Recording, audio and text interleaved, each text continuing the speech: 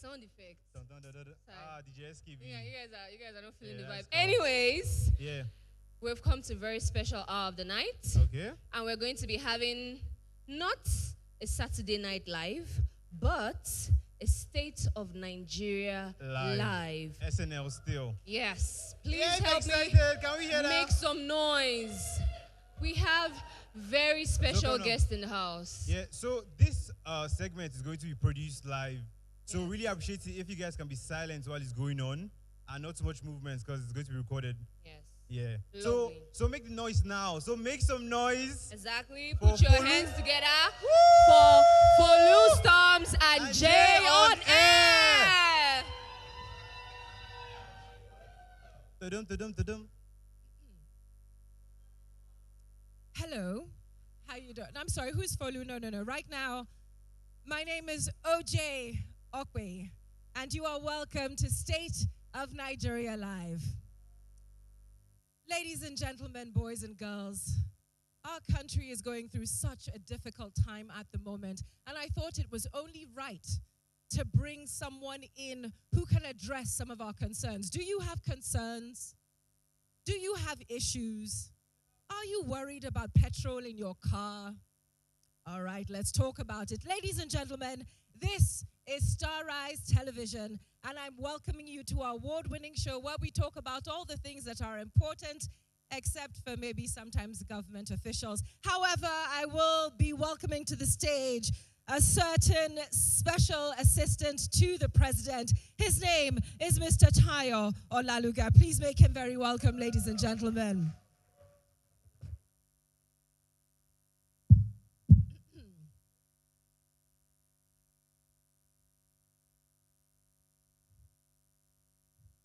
Welcome, sir. Oh, sure, my dear. How are you? I'm very well. How are you doing? I'm okay. How are you? I'm very well. All right. Mm-hmm. You're looking very well fed. You're looking good too, my dear. The country is doing you well. Is it? Our government is doing you well. I don't think that's the situation. But without further ado, sir, we have some very pressing issues we need to address. Let's do it. The first thing we want to talk about is the removal of the fuel subsidy, which has led to an incredible increase in the cost of petrol. We're looking at a 50% increase, ranging from 850 naira to about 1,400 naira per litre in certain parts of the country. The knock-on effect is staggering. The costs of food, the costs of transport, the cost of everything rising. The people, as we say, are choked. How do you address these concerns? When you think about these things, you have to realize that the government is working hard. When this administration came into power, there are certain things that we promised. We are delivering. And Shisha, we are delivering. But the issue is that you Nigerians are ungrateful. I'm sorry, sir. Quite. If you look back years ago, I remember 1964, things were worse at that time. What was worse? My dear, you invited me here for an interview. Let me let my heart out. Because I didn't want to come here. But I'm a friend with your boss. So he's telling me be here. So the government is doing what it needs to do to get us to the next level. And once this my young man, Chris Brown, Chris Brown here, so it's darkest before the light will show at, what's that song? You should know it now. Are you not Gen Z? No. You don't know it? No, sir. Sorry, my dear. My really children taught me that. So it's dark before the light will come. So this is the dark phase. No darkness, no light. Sir, but speaking of darkness and light, we don't have electricity. Where The do you live? country is in constant darkness, and with these rising costs, we're also seeing escalated costs of electricity. How are young Nigerians supposed to exist? Are you not in band A? Sir? You're not in band A. No, but even I don't understand the These question. are these are the issues. You need to get to band A, which is what many of you improve and want to remain in band B. Band A is what the government is trying to do to get electricity to the next level. I remember, when I was on vacation to Casablanca. They don't have light like us. What I realize is that in Nigeria, You don't know what you have until you lose it. If this administration should go today, it's over. Which is why we need to make sure we are here another 4 years. In fact, if you can give us a third term, it will favor you.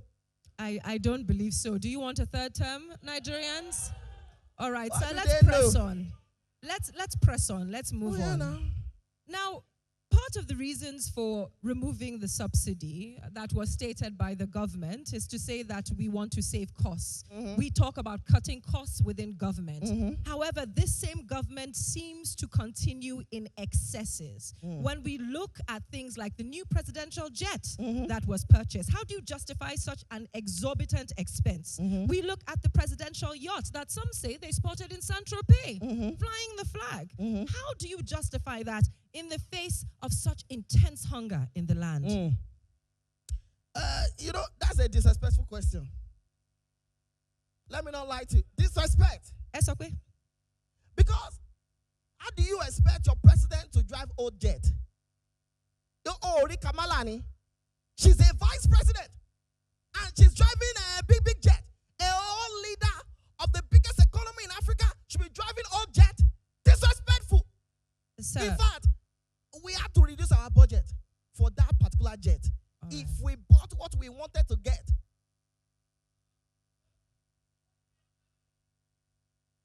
respectfully, sir, we don't have the biggest economy on the African continent. But let's keep According us to moving. you. Let's keep it moving. All right. Now let's talk about minimum wage. All right. The minimum wage in our country is not meeting our minimum living needs. We cannot be saying we've raised minimum wage to 70,000 naira when a bag of rice is 90,000 naira, sir. Bread is expensive, very important. How is the government planning to address this? How is the government planning to address hunger in the land? The government is addressing it already. When there is no, you see, if you follow the news, you're a broadcaster, Abi. Where do you get your degree? Sir? Where do you get your degree? From the UK, sir. From the UK. Yes, sir. These are the issues, you know? Okay. Because our economy is good. We sent you to the UK. I mean, it's not scholarship, but that's not the point of this conversation. You say that minimum wage, it has increased. Which government increased minimum wage so quickly? In less than a year. Minimum wage, 70,000 naira. In less than a year, that's a lot of money. Sir, If you go to the market now, don't give 500 naira. Do you know what will happen to you? This your wig off your head. They will burn you. So we have done well. You know, when a man does well, you say, you know what I've noticed with your generation? Disrespect. So disrespectful people. You know, we have done well. 70,000 naira anywhere is a good thing. So you that appreciate the government. That's what you're supposed to do. What are you talking about? Mado, thank you very much, sir. Let's keep moving on, shall we? All Shall we right. press on? There are more issues. Let us address, can you tell us, sir, what landmark policies, what legislative achievement can this government say they have recorded, with the exception of maybe passing a new national anthem in a record amount of time? We've never seen anything move that quickly through the House. How is a national anthem supposed to help us when we need laws to be passed? You know, a national anthem is supposed to change the mindset of the people. The mindset. What we are trying to make you is a patriotic citizen. You know, many of you want to go to America, you want to go to UK. In those systems, what you have is patriotism. Here, no patriotism. So the anthem is supposed to build patriotism in the people. Look at all of you are shining in the crowd. Based on the national anthem. You know, when you wake up in the morning, as you sing a national anthem, I won't sing it now because I don't have the voice for that. That's not the point of this, you know. Sir, Disrespect. that's the issue. Disrespect. Let's backtrack a little bit. You referred to the country doing so well, it's sending us elsewhere. Are you and your children, sir, do your children live and study in Nigeria? What schools do your children go to, sir? My children. Do you invite my children for the interview? What do my children have to do with that? Forget my children. asking. You know, I send my children abroad for exposure. So they will come and teach you people that are here. So the constituency that various government officials represent, for example, they don't live in those constituencies. They don't go to school in those constituencies. They don't go to hospitals in this country. Do you not think perhaps that we should insist that government officials, including yourself, sir, partake in the resources of this nation, are actually forced to experience what the average Nigerian experiences? Do you not think that will facilitate wars? My dear, if we don't go, you cannot afford to go. We are going for you people. If we leave it to you people, impossible. I don't want to go abroad. It's not that I want to go. I'm just going so that I can come and give you the experience. Like for example, now the government is building a healthcare system. We cannot do that if we don't travel. For example, I remember some weeks ago I have a headache. Normally I go to my doctor, my family doctor in Abuja, all the way from Lagos. I said, let me just try out in the UK. Not because I wanted to go there for myself, for you people. How will I know what good healthcare system is if I don't experience it? You understand? Go on, Very well. Sir, let's talk about the laws to accelerate justice. Coming back to laws. How can we fast-track anti-corruption? How can we push policies that will help people like the Women's Economic Empowerment Policy? Like, how do we address issues where senators are trying to pull back acts that are helping us, like the Violence Against Persons Act? Why would you say you want to repeal such an act? When you say women, is the Minister of Women Affairs is not a woman? Is she not in the news every other 2 days? Thank you very much, We are pushing her. Women, see, now, my dear, many years ago, you can't sit down here and interview me. You can't. But women inclusion, that's why you are here. The government is doing well. The government is working. Appreciate the government. I see. What are you talking about? This government also claims to value human capital. It claims to want to invest in the people. But then we've seen questionable appointments in the Ministry of Education. This has led to arbitrary dissolutions of educational councils. You want to break down into English? Sir? We want to break down We are into saying English? that the people in charge don't know what they are doing. That is how it seems to us. How do you address that? If we don't know what we are doing, how do we get into power? It means you people don't know what you are doing too. Because if you know what you are doing, how do I get into power? You understand? So we are doing well. We are doing well. What you people lack, like I said at the start of this interview, which I almost did not take, your guy begged me to be here. I'm a busy man. Trying to put the country first. Sir, do you not feel that you owe the people these explanations, that you owe us your time? The people owe us. The people, they owe us. I took a cut from my salary. Normally, every year, I will collect 700 million. I said this year, let me collect 650 million. Have I not tried? Have I not done well? That is aside the other allowances, but that's not the point of this conversation. Have I not done well? I'm taking a pay cut for you people. You think that 70,000 naira, I can whip. I can whip because we have done well. When the people have done well, you appreciate them. Go on, my dear. I have to be somewhere.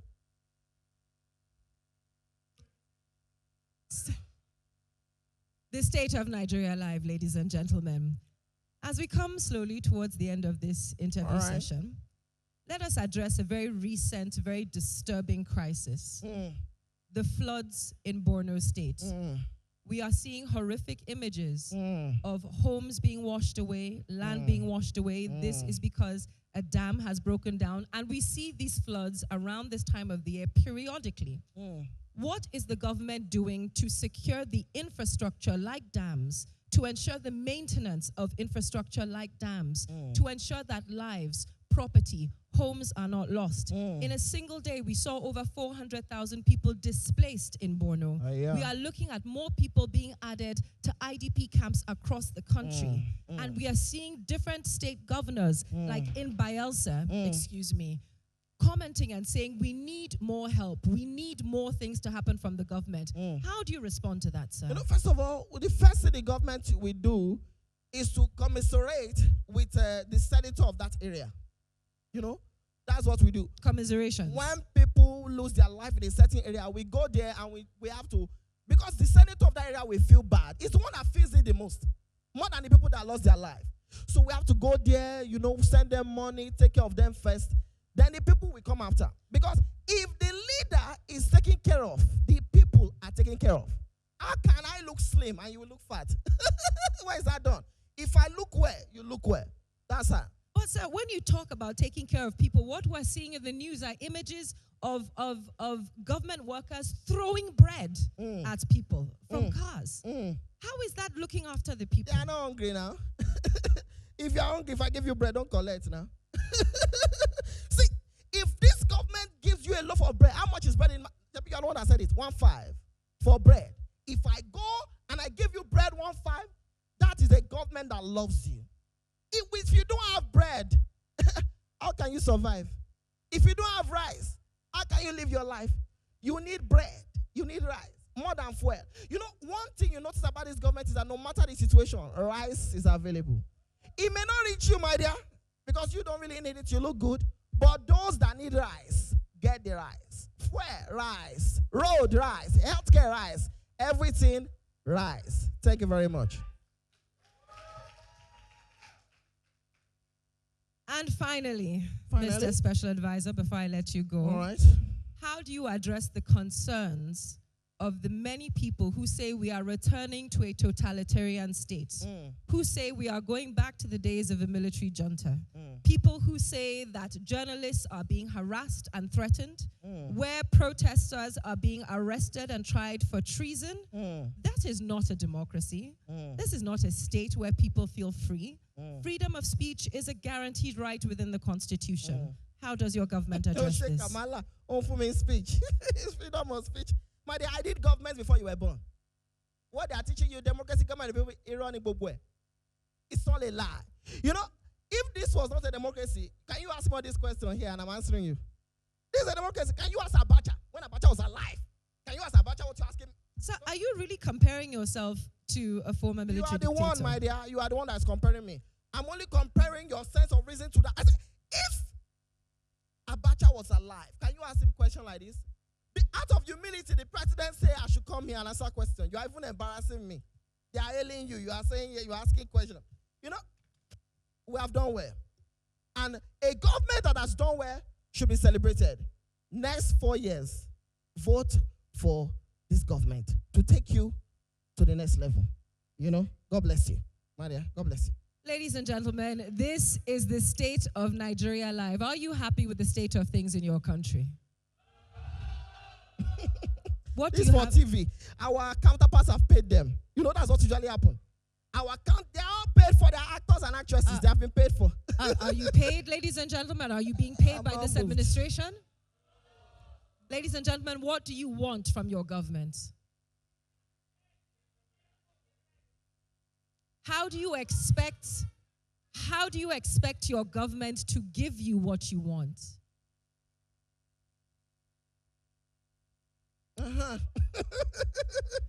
This is a serious question, ladies and gentlemen. This is the office of the citizen. This is why we gather. This is why we have interviews. This is why we try to hold government officials like our dear special advisor here accountable.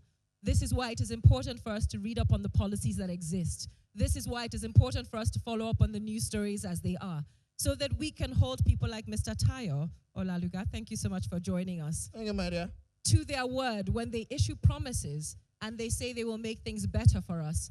How can we demand better if we're not paying attention? Ladies and gentlemen, my name has been OJ Okpi, and this has been State of Nigeria Live. Thank you very much. Thank you, Maria.